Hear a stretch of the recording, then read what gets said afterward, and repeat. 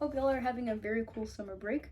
I'm just gonna go over a few things just to keep in mind if it helps while practicing. Just like a few things here and there. It's not too much. I'm just making 2 more of these videos. There's gonna be 3 in total, 1 for each movement, and I'm gonna be looking at parts in the music.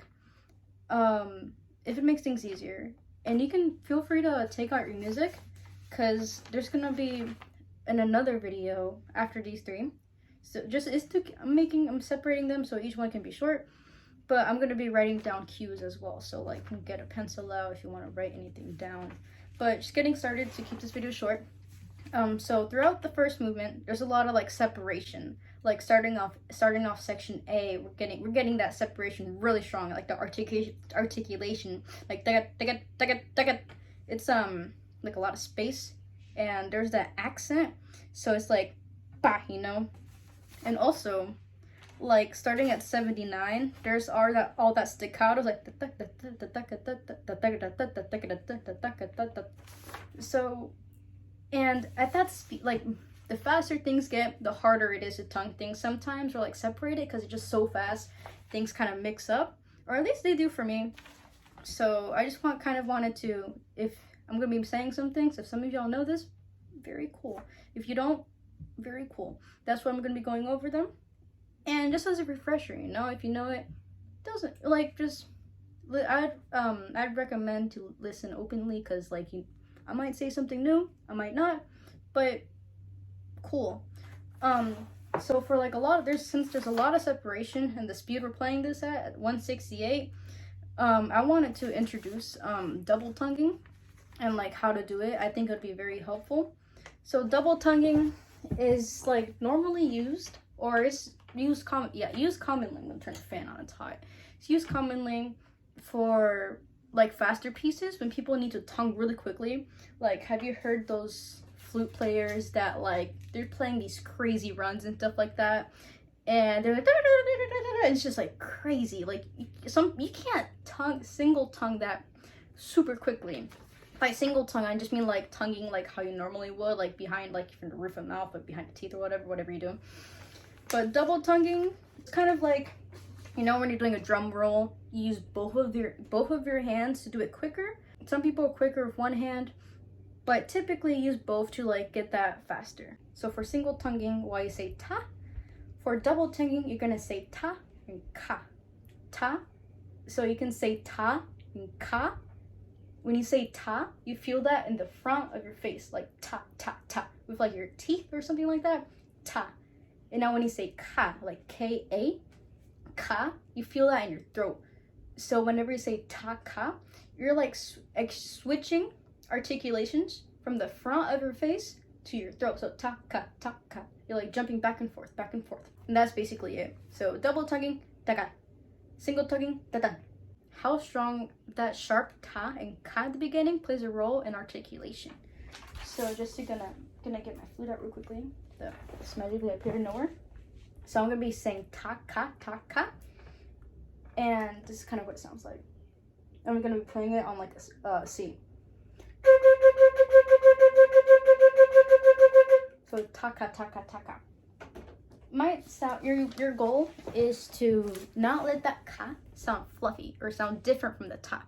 It might sound just like you don't want to hear people saying ta ka. For example, like it's much easier if you're saying something really quickly, like to say, instead of saying like taka, helps get things quicker. Double tonguing, it also helps with separation because it has a clean start. Ta and ka. Has that strong beginning. There's 2 strong beginnings, which will help with cleaning up like articulations, for example, like in section A with the but that's something I just wanted to say from first movement.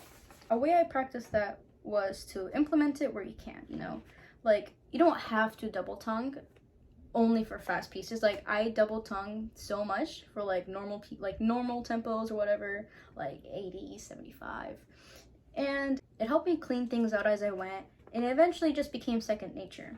It takes time to get that down, but that's just something that I wanted to go over.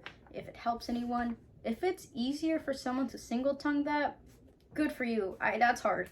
What works on some people does not work for everyone, so and that's okay. That's just something I thought I'd touch on. Second thing, alternate fingerings. So for the runs, like the runs on measures 23, 24, and 25, the first movement, the like the slurred bit, there's an alternate fingering that can be used to make your life easier. So for the run in 23, so you want to get that. So it's B, D, E natural, F. That E natural and F, sometimes I have trouble moving them at the same time, so there's like a weird flub in the middle. Something that also works is, so just with your left hand, do B, so B flat, D, and then E natural. And you can play that E natural with only your first and second. It's like kind of out of tune, but you still need to put your first finger down for that F, but that's something you can also do if the right hand is kind of funky with that E natural. So I'm gonna do both ways. Whatever works, it works. But yeah, it's just gonna be a little bit out, but it's fast. It's a fast run. It's not a melody, so if it's not melody and just a quick run, it'll be fine.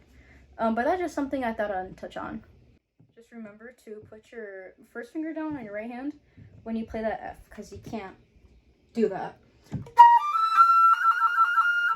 Yeah, it's very not good. But that's something I thought I'd mention if it helps. Alternates are cool. Now we're gonna go to page 2 of the whole thing. Let me get a little bit more comfortable. Okay, so the whole deal with starting at 79 through 87, ending at 88, but all of 87. That whole deal, I want to put emphasis on where the melody is. The melody is in the downbeat. You want to put more emphasis on like what's different, because it sounds cool. So like for example,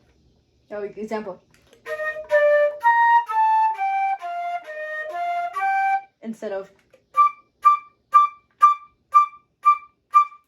that's not very interesting. So that's just something to keep in mind while you're practicing. But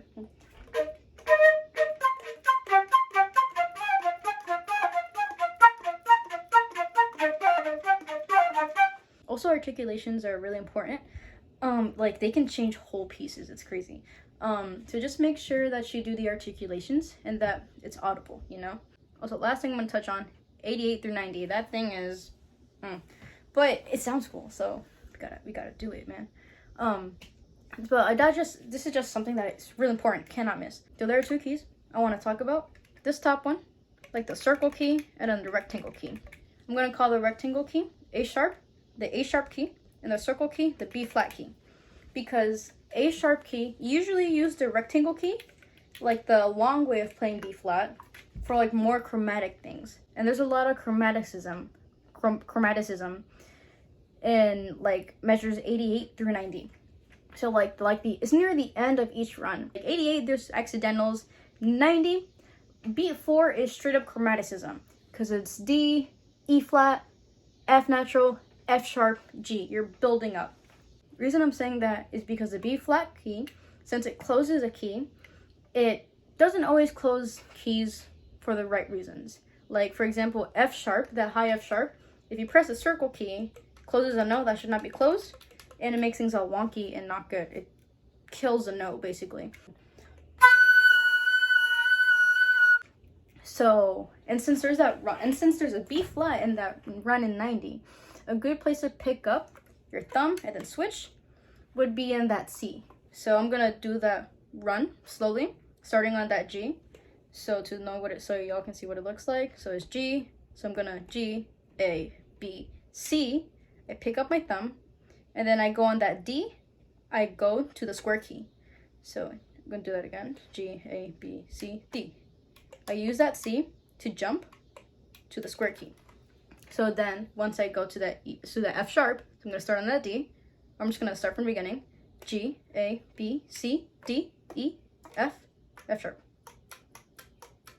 And this note, this key is not affected. That's something you keep in mind. But be careful.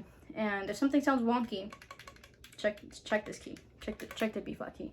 But yeah, that's basically it. Of course, there's more I can cover on, like tuning and stuff like that, but that's something that it can't be done that well right now because we're kind of all separate. These are things that I think will help get us that like good start for once we get together. But yeah, check out the second video if you want to. Bye.